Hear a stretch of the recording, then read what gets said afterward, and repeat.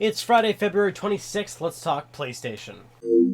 Alright, there's not really a whole lot going on this past week, but there's a few things we can talk about. The one thing being, well, this is really more of a news story for me, but the Brazilian ratings board rated the Bioshock collection.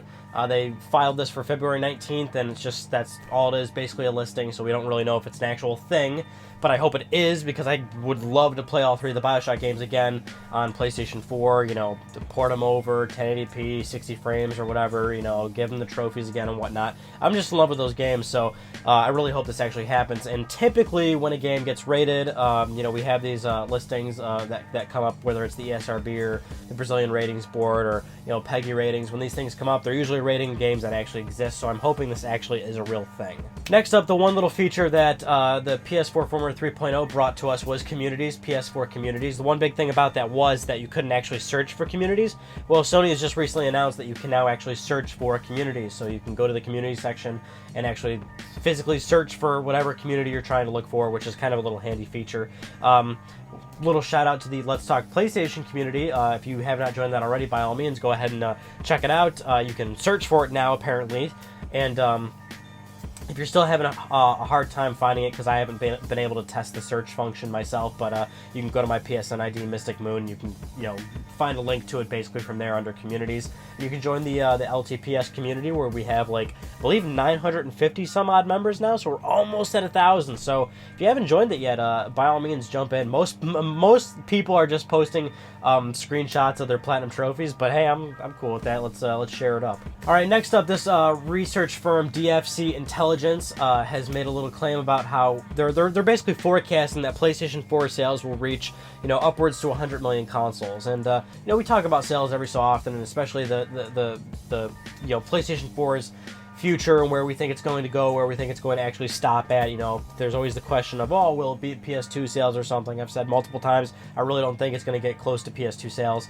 But at the same time, if PS4 does hit 100 million, that certainly is somewhat close. I mean, it's still 50 million units short, and who knows if it'll actually get to 100 and then stop right at 100. But more so, let's talk about the system actually getting to 100. Is it certainly possible? Yeah, I mean, I think it is. I mean, it's not totally out of the reach, especially considering how well Sony's been doing so far. I've been always of the mind where it's like, at some point, the sales are finally going to taper off just a little bit, because it's going to get to that point where it can't reach the rate of sale of PlayStation 2 when PS2 really started to take off. I feel like at some point PS4 is going to have a hard time keeping up with that momentum. So, but it only has to be a little bit to possibly reach 100 million. The other thing that that the research firm notes is about PlayStation VR's impact, and I think that's another interesting thing to say. They were actually quoted as saying, overall VR is not expected to have a big impact on the console market. Sony has the biggest VR play with the PlayStation VR, but that is only one of the several reasons why the PlayStation 4 is expected to be the leading game system over the next few years. VR could actually help the PS4 expand its audience over the next few years, but it is currently not crucial to the overall forecast, as DFC is taking a conservative attitude towards that market. And that, I believe that's kind of that is kind of a good way to look at it. Think about virtual reality as, and it's always that discussion of if it's going to fail, if it's a gimmick, and all this sort of nonsense that people always like to talk about with VR.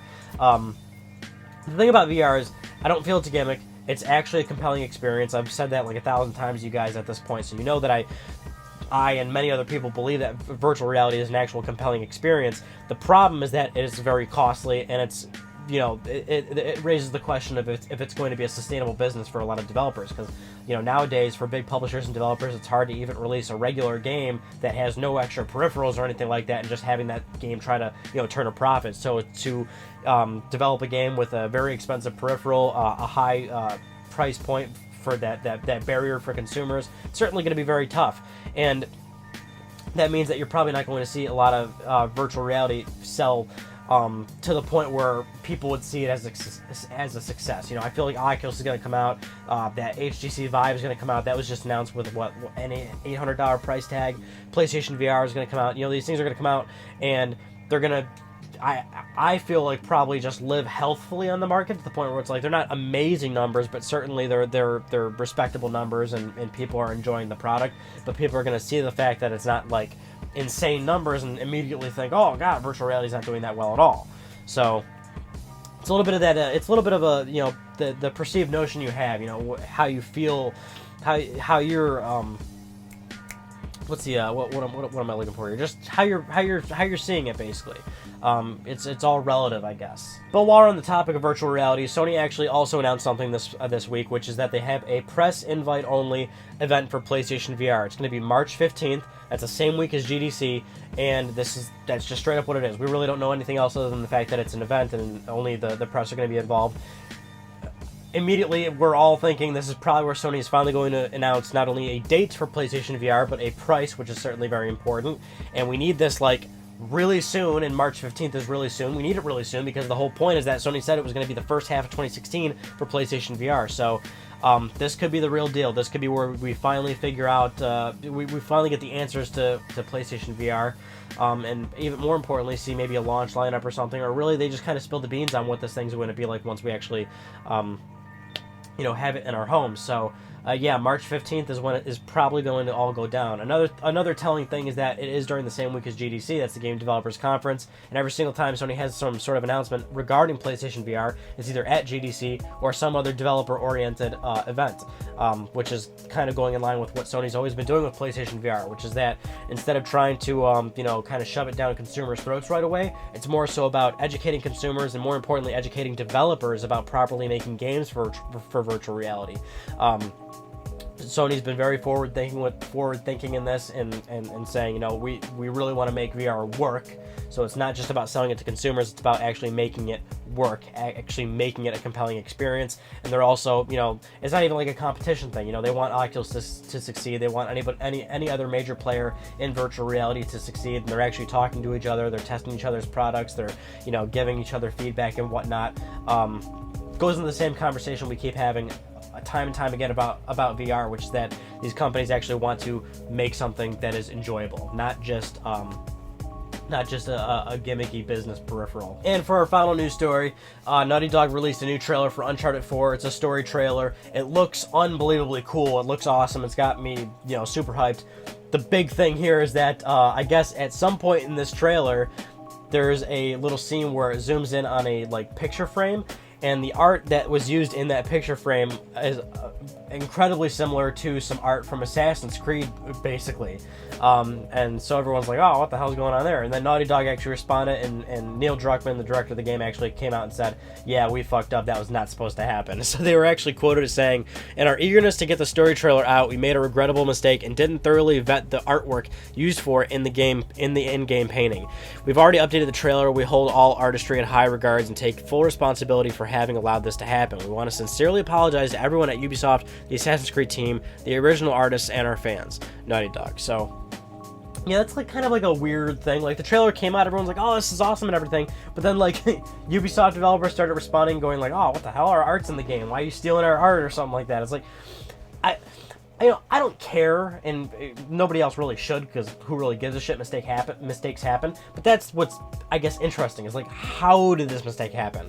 Naughty Dog's statement, while it is, fine that they admitted their mistake and everything, it's just I wish I could have figured out, they would have told us, how does something like that happen? I mean, really? Is it just full-on laziness? Was it full-on, let's just get it out real quick and just use something? I mean, how did this even come about? How did this manifest itself? We're not going to know, because they're not going to tell us, but just weird stuff like that when that stuff happens. Those really odd coincidences where it ends up and it does end up getting retracted. It's how did that even happen to begin with? But Neil Druckmann said, mistakes happen. Anyway, those are just some of the news stories I want to talk about with you guys this week. Again, not really a whole lot going on. We're probably going to have more to talk about this coming week. No Ryan Gaming this past week because I actually did a room tour finally, because as I've mentioned in the past few videos now, I'm actually moving. And so everyone finally wanted to see a room tour and everything, so I finally did that. It's about 20 minutes long. Check it out. You'll finally see all the crap that's in this room, and you'll see how small this room actually is and how shitty it kind of is, and you'll see all my nerdy crap and everything. So you can watch excuse me, the room tour video. Sly Cooper's almost done. We're going to be figuring out what the next Let's Play is going to be, and that's pretty much it. I'm done for housekeeping, and this is it. This is the last Let's Talk PlayStation in this room. So yeah, kind of a sad moment. I uploaded the room tour video, and there was a lot of people just straight up saying, oh man, I'm gonna miss this room. Oh, that's crazy. I kind of don't want you to go. gotta go. The good news is the new place is more spacious. I'm gonna have more room to actually, you know, breathe, and you know, I'll have like a better work environment. That's like what was really important to me to finally get out of here. So that'll be good. People want to see like a new room tour once I actually get moved into the new place. I'll do that, but I just need to have some time to actually put stuff where I want it and everything and get all settled in. So that'll be a little bit, but yeah, this is the last LTPS in this room. So next week we will be in the new place. And one little thing is that I have like, I think 3 pre-recorded Ryan on Gaming topics that I just save for a rainy day whenever if sometimes I'll pre-record some Ryan on Gaming topics in case I'm like super busy for the week or something and I need to upload one for for Wednesday's video. So I still have 3 episodes of Ryan on Gaming that are still in this room, so you'll probably see those whenever I have the time to release them. But other than that, this room's pretty much it. So yeah, so that concludes this week's episode of Let's Talk PlayStation. I'm Ryan Beck. Thank you all so much for talking with me, and I'll see you guys next Friday.